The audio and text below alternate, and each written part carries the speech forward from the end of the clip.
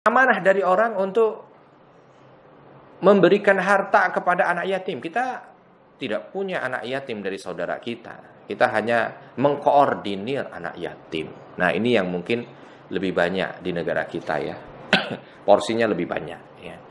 Jadi kalau seandainya kita ada orang mengamanahkan harta kepada kita kaitannya dengan anak yatim ya.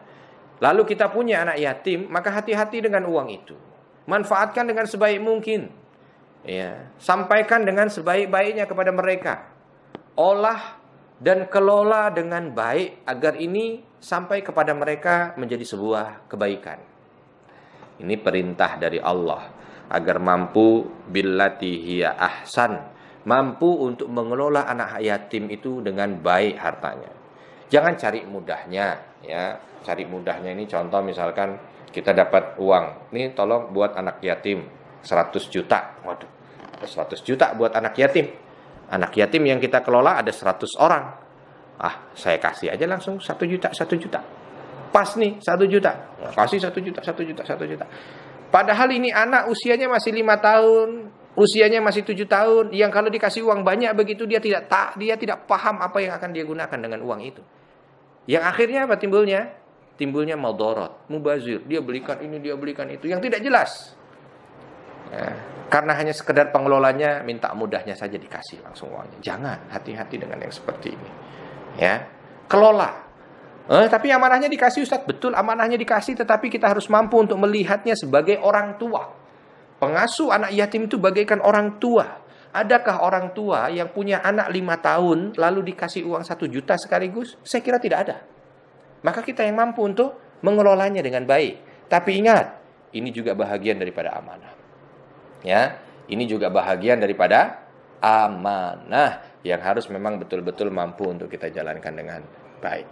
Ya, sebentar. Ya, nampaknya lagi ada gangguan juga di sini. Iya.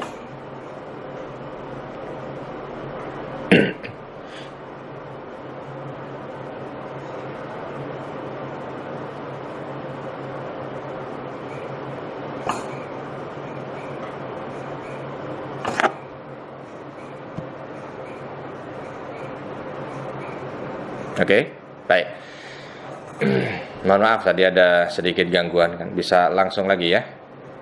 Ya, sekarang mudah-mudahan sudah bisa diambil gambar secara baik ya. Baik, saya ulangi lagi tadi. Tidak ada orang tua ya, tidak ada orang tua yang mungkin dia itu ketika dia punya anak 5 tahun, dia langsung bagi uang itu 1 juta kepada anaknya. Nih, nak, saya punya duit 5, ayahmu punya duit 1 juta, ambil. Saya kira nggak ada yang begitu. Jadi kita sebagai pengelola pun harus mampu untuk melihat ini dengan sebaik-baiknya. Artinya bagaimana? Artinya ini uang amanah. Saya harus mampu menyampaikan dia seperti saya orang tua bagi dia. Apa yang harus saya belikan? Ya lihat, kalau kita punya 100 anak yatim, kita lihat kebutuhan dia apa yang sangat dibutuhkan oleh dia. Oh ini butuh tas, sampaikan tas. Oh ini butuh ini, sampaikan ini. Oh itu butuh itu, sampaikan itu. Ya. Dan kita harus mampu untuk betul-betul amanah. Nih, uang udah dibeliin tas, masih sisa sekian, masih sisa sekian. Itu memang amanah yang harus kita pikul ketika kita mendeklar bahwa kita mau untuk menyantuni anak yatim. Jadi bukan hanya sekedar disantuni sebatas uang begitu saja ya. Langkah mudahnya kalau seandainya santunannya itu hanya sebatas uang. Nah, kita kan tidak mau yang seperti itu. Itu yang kaitannya dengan masalah anak yatim. Nanti silakan ya sahabat yang ada di manapun dari sahabat Facebook kita ya, kalau ada yang ingin bertanya tentang materi yang sudah disampaikan bisa sambil nonton. Ada yang mau ditanyakan, tanya saja ya. Langsung tanya ya, silakan. Nah, mudah-mudahan nanti karena takutnya begitu selesai baru mau bertanya, mungkin tidak langsung bisa masuk ke sini dan tidak bisa langsung diterima di sini, jadi agak terlambat masuk di sini, saya tidak bisa jawab, jadi saya mohon maaf nanti. Jadi kalau ada yang mau bertanya, boleh langsung silahkan ya.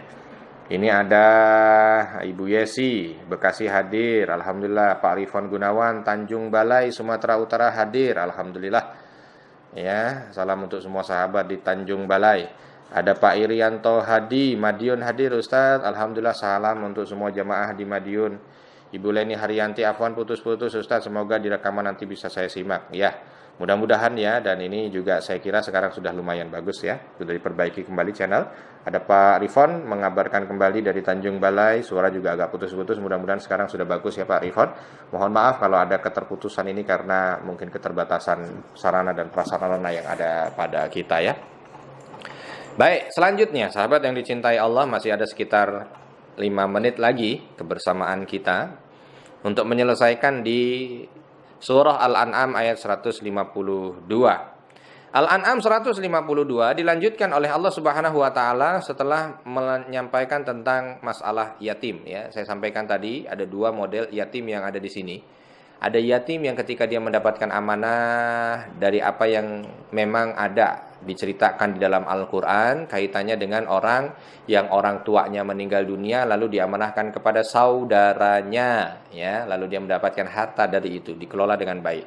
Yang kedua, lembaga-lembaga yang memiliki anak yatim yang dikelola dan disantuni, ini masuk dalam kategori yang sama juga ya. Lalu berikutnya di sini disampaikan wa auful kaila wal mizana bil qist. Wa auful kaila wal mizana bil qist. Sempurnakan itu timbangan dan takaran dengan baik. Ini contoh ketika dagang ya.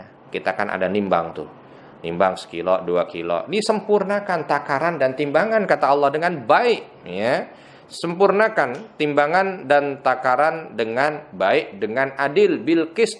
Ini bagi kita yang melakukan aktivitas kerja ya. Kalau itu jual beli, hati-hati jangan sedikit pun mengurangi takaran dari timbangan dan segala sesuatu yang mungkin kita melakukan jual beli.